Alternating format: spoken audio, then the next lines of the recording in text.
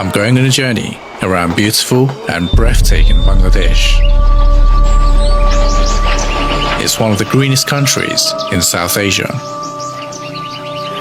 When I was growing up, hardly anyone I knew spoke about Bangladesh.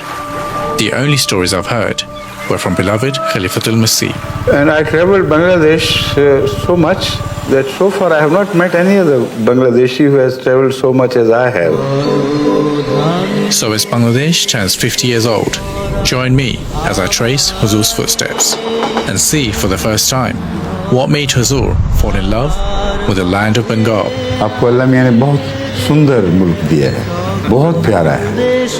I discover a land with a rich and troubled history. And I am fighting for a principle, for a cause, and for the emancipation and freedom of my people. On this first leg of my journey, I travel through the tribal heartland of Bangladesh to experience a part of the country most people never see. In the Indian Ocean, I sail into the largest bay in the world and witness firsthand the impacts of climate change. মানুষ প্রকৃতির উপরে এত আক্রমণ করছে, এখন প্রকৃতিও বিকৃত হয়ে গেছে. I was amazed to discover that Islam had entered Bengal as early as the 7th century, and in modern times was also through this region where the revival of Islam was first introduced in Bangladesh.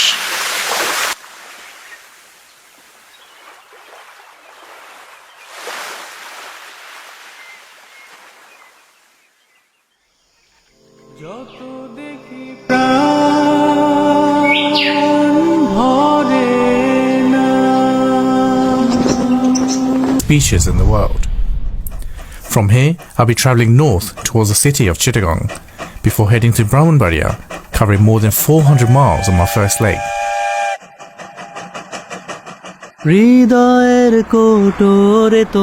I'm making my way to Cox's Bazar, the district headquarters of this region. It's the tourism hub of the country, and it's where the European settlements of Bengal first began. Shiraz Bhai now sings during his journeys to calm the nerves.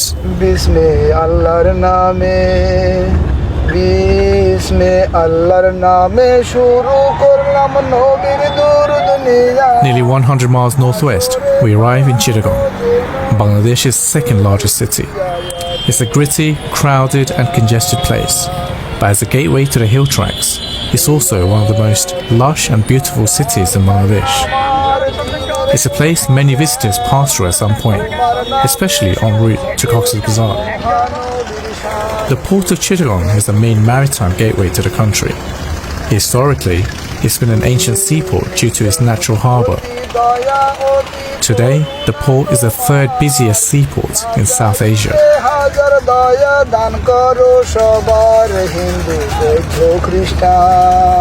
Chittagong is also where the country's Declaration of Independence was first broadcast during the Bangladesh Liberation War in 1971. It is from here where the first radio announcement of independent Bangladesh was made. The bitterness of poverty and resentment in East Pakistan erupted today in a kind of civil war. Sheikh Mujibur Rahman, the leader of East Pakistan, declared the region an independent republic, which he said will be called Bangladesh, the land of the Bengalis. A clandestine radio station calling itself the Voice of Independent Bengal broadcast that Rahman has declared East Pakistan an independent nation. মোরা একটি ফুলকে বাঁচাবো বলে যুদ্ধ করি, মোরা একটি মুখের হাসির জন্য অস্ত্র ধরি. Chittagong has always been an important strategic military port. During World War II, the 14th Army of the Allied Forces was set up in this region. This is the province of jungle hunters, the specially trained troops of Lord Louis Mountbatten's 14th Army.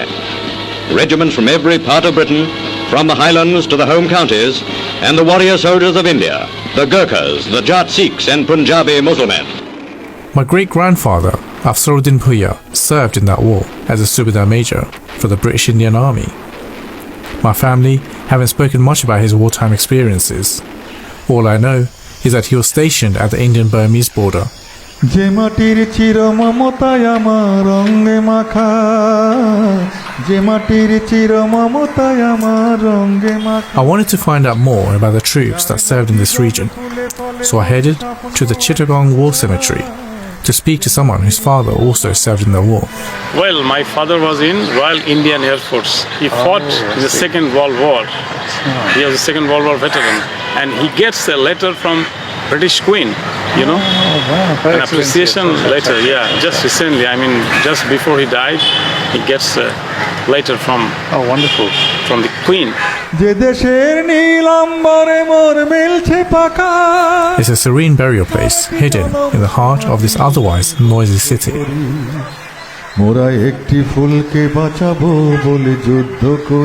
A large number of British Indian, African, Canadian and Australians died in action fighting here. So when the war spread here, the different nations forces engaged here. If you go through this graveyard, I mean this memorial cemetery, you can see almost all nationals are here. African nationals, even the Japanese, and this subcontinent, you can see all they're living here. जब से आपको होश आई है बंगाली भाइयों को, मौलवी के पीछे चल रहे हैं ना अक्सर, और ये जो मौलवियों ने इस्लाम के नाम पर सादा लोगों को गुमराह किया हुआ है, कोई भी पैगाम इस्लाम का नहीं देते उनको, कोई हमदर्दी नहीं उनसे, वो फाके मरे, इनको कोई परवाह नहीं। इस हुकूमत ने 50 साल कुछ नहीं दिया, अब आपको क्या देगी? इस्लामी ममलकत वो होगी जो हर गरीब के पेट का भी ख्याल रखेगी, सिर्फ दिल का ख्याल ही रखेगी। की नुसरत के लिए एक आसमां पर शोर है। In 1889, at the dawn of the 14th century of Islam, Hazrat Ahmed of India claimed to be that Mahdi and the metaphorical second coming of Jesus Christ, whose advent the Holy Prophet Muhammad, peace and blessings of Allah be on him, foretold.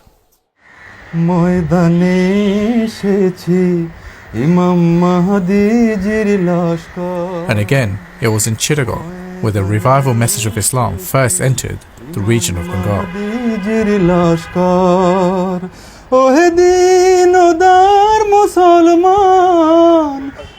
I headed to the south of the city to find out more.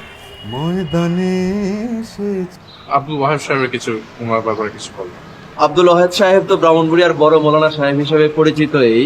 তো আসলে আহমদ কবির নূর মোহাম্মদ সাহেব রাদিয়াল্লাহু আনহু যদিও প্রথম বয়াত করেছিলেন কিন্তু বাংলাদেশে যদি আহমদিয়াতের প্রচার বা প্রসারের কথা বলেন তো তাহলে ওইটা ব্যাপক সাড়া পড়েছিল সৈয়দ আব্দুল ওয়াহেদ সাহেব রহমতুল্লাহ আলাইহির যুগে। যতটুকু জানা যায় ইতিহাস থেকে 1912 সালের দিকে তিনি বয়াত করে এসেছিলেন আব্দুল ওয়াহেদ সাহেব। তিনি এসে তাকে হযরত খলিফাতুল মসিহ আউয়াল রাদিয়াল্লাহু আনহু তিনি দস্তে মুবারক অর্থাৎ হাতে হাত রেখে খলিফা যেমন বয়াত করাতে পারে ওই অনুমতি ওনাকে দেওয়া হয়েছিল। To find answers to these questions, I have to continue my journey north towards the city of Brahmanbaria, which also happens to be the ancestral home of my family. Bangladesh rejected a fundamentalist interpretation of Islam as promoted by the former Pakistani state, but it did not in any way deny its Muslim identity. The rejection of Pakistan was only a rejection of an unfair political bond. मेरा ख्याल है इल्ला माशाअल्लाह बंगाल के उलमा दिल के साफ हैं, उनको वाकई दीन से मोहब्बत है और उस तरह शरीर नहीं है जैसे पंजाबी उलमा शरीर हैं। इसीलिए पाकिस्तानी मौलवी और पाकिस्तानी हुकूमत बार बार बंगाल पे हमला करते हैं कि वो पाकिस्तान जैसे हो जाए। पाकिस्तान जैसे होना है आपने तो अलग क्यों हुए थे? पाकिस्तान में जो गंद बैठा हुआ इस वक्त फैल रहा है वो अपने लिए कबूल न करें।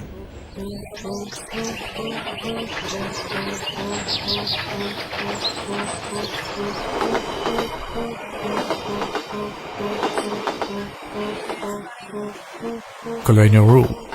The railways have come to define and shape the country over the last 100 years. Bangladesh inherited a mostly neglected railway system from the previous East Pakistan regime and has worked greatly to develop the network over the past 50 years.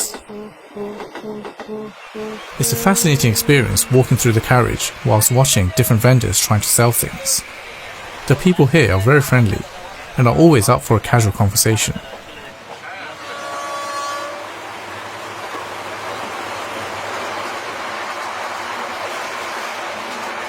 Finally, after a hair-raising 3-hour journey, we reached Brahmanbaria.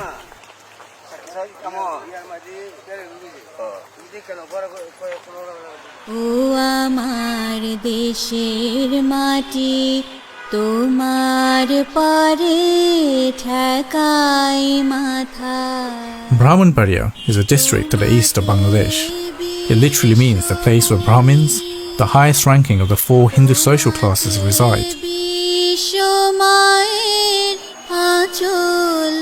Historically speaking, Brahmins are considered as a fundamentalist caste of Hinduism. This is still somewhat apparent now, where even after converting to Islam, some have held on to their hardline extreme ways. Today, with many madrasas scattered in the area, Brahmanbaria has become a breeding ground for hardline clerics.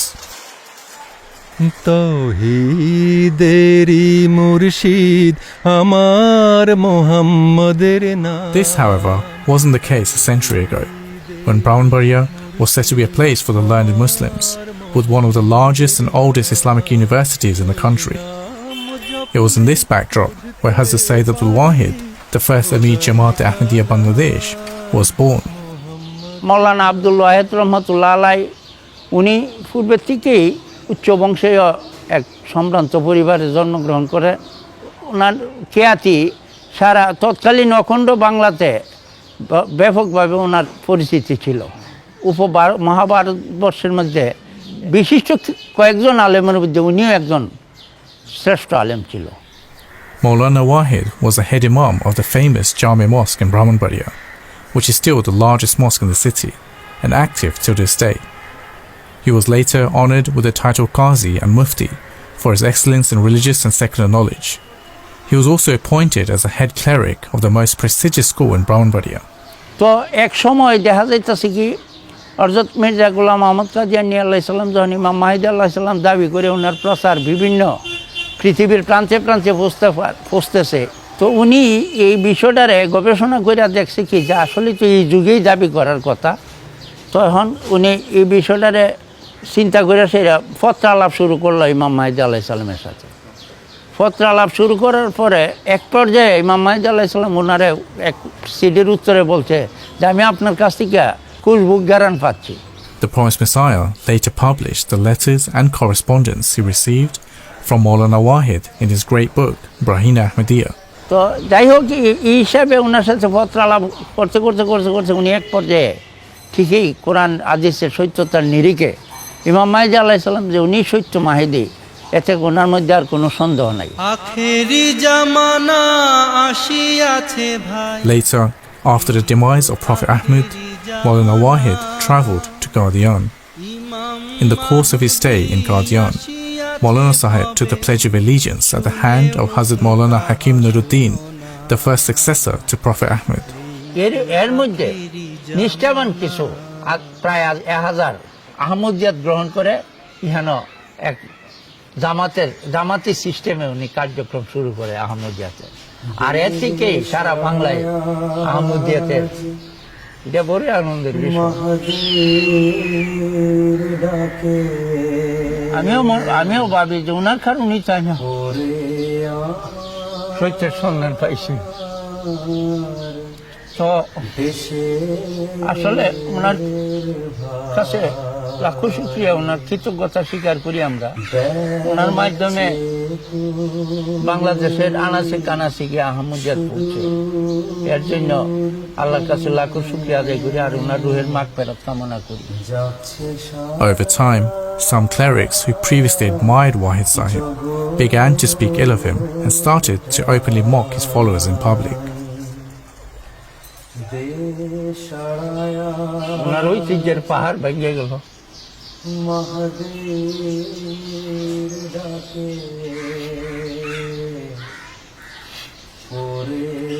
উনি তৎকালীন আমলের বড় খতিব ছিল, বড় মসজিদের ইমাম হিসেবে বড় খতিব ছিল এবং একজন কাজী ছিল অত্র এলাকার। ওনার আহমদিয়াতের কারণে এইগুলি উনি ছাড়ছে। দিলের কপাট খোলো রে ভাইয়া, দিলের কপাট খোলো। Today, Ahmadi Muslims are heavily persecuted in Brahmanbaria, where their properties and even mosques are attacked and forcibly taken away from them. সারাটি দুনিয়া দেখো না ঘুরিয়া, Although many Ahmadis stood firm through these trials and suffered in silence, some gave in to the hostilities. One such person is my dad's younger brother, Abdul al-Baqi, who under peer pressure from the local anti-Ahmadi clerics left the fold of Islam Ahmadiyya.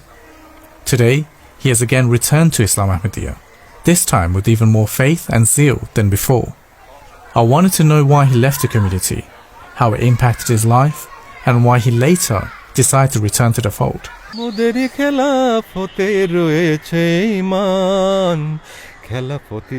So one thing I must say, based on my experience of Bangladesh, as I have been telling you, that there is great possibility, really indeed, of spreading the message of Ahmadiyyat in Bangladesh.